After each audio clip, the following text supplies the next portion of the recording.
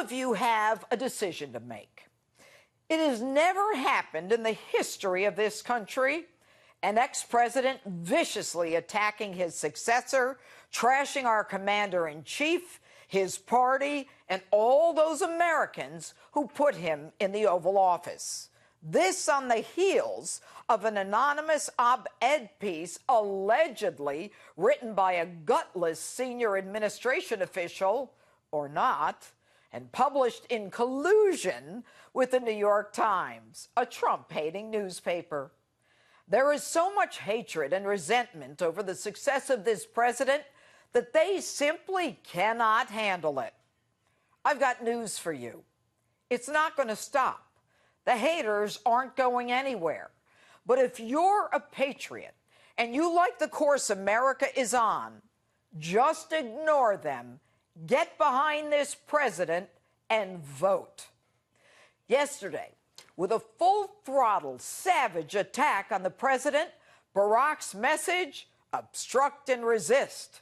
He pontificates about the reality of racial discrimination, slavery, and the, quote, darker aspects of America's story, accusing President Trump as follows.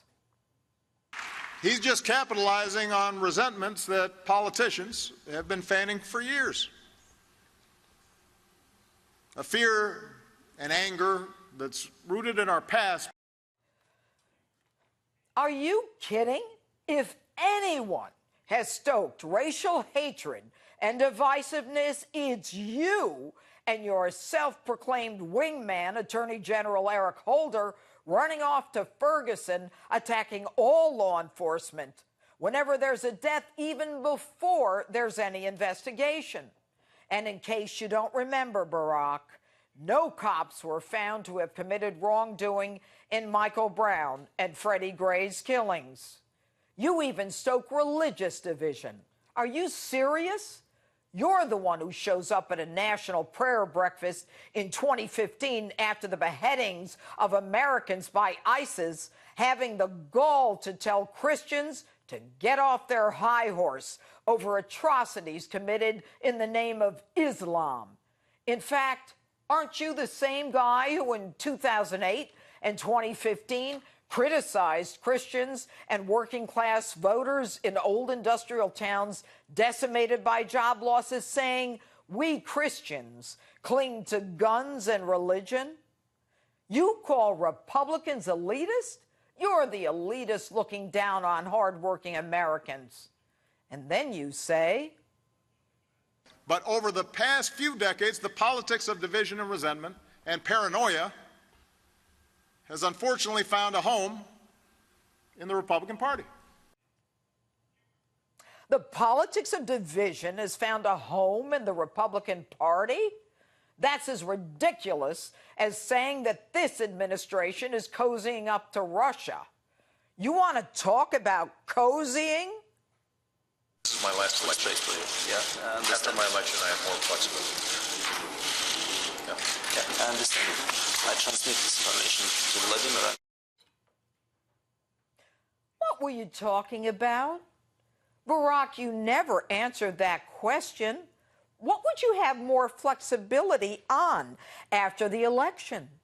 Was it the sale of our uranium? Was it the money you were going to send to Iran? Was it meddling in our election? Was it money to the Clinton Foundation? How about your foundation? Your narrative of Republicans as Nazi sympathizers is a dog whistle to your base. There is no truth to it, but you insist on repeating it to stoke up the hatred by your base. How hard can that be, saying that Nazis are bad? Maybe you ought to say that to the Antifa who claim to be anti-fascist. But they're all leftists from your party, and they are the ones who want to suppress free speech and would rather burn down a building than hear what the right has to say. That's fascism. And you have the unmitigated gall to say that you return the economy to healthy growth and the longest streak of job creation? You don't mention numbers here because there is nowhere to go but up from the bottom. And you say, we took out bin Laden and wound down the wars in Iraq and combat role in Afghanistan. Who do you think you are, Douglas MacArthur? You couldn't make a military decision for your life.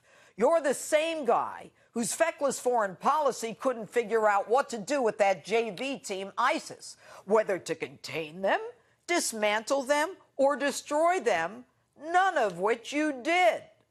And you got Iran to halt its nuclear program? Really? How would you know? You didn't know anything about Natanz and Fordo in Iran as they were secretly spinning centrifuges, lying to you and your gullible team. You didn't even require that we be allowed to monitor their nuclear development. You let out the worst of the terrorists from Gitmo for a deserter that your standby liar, Susan Rice, Bo Bergdahl, called him a hero.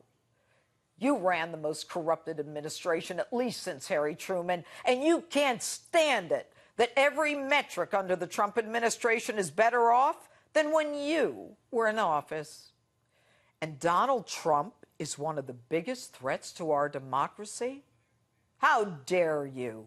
This man is the President of the United States, someone that we put in office, and he is to be respected. Your attack on him as a racist and a fascist is not about making things better for us. It's about you, your ego, and your corrupt deep state power structure. You desperately tried to defeat Trump, and it didn't work.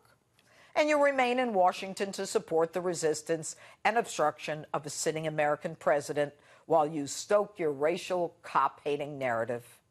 Your version of America is not the America we want. To us, social justice is about justice for American citizens and not illegal criminals. To us, social justice is about taking care of veterans who come back to our shores with fewer limbs than when they left. To us, social justice is not about burning our flag. It is about raising it and lifting it. I'm sorry to say this, but there's one thing that you're going to have to live with. The only reason that we have an outsider businessman president is because of you, your lies, your policies, and your divisiveness. You, Barack, you elected Donald Trump, and there's nothing you can do about the fact that he's sitting in the Oval Office now. So I guess I should say, thank you, Barack. And that's my open.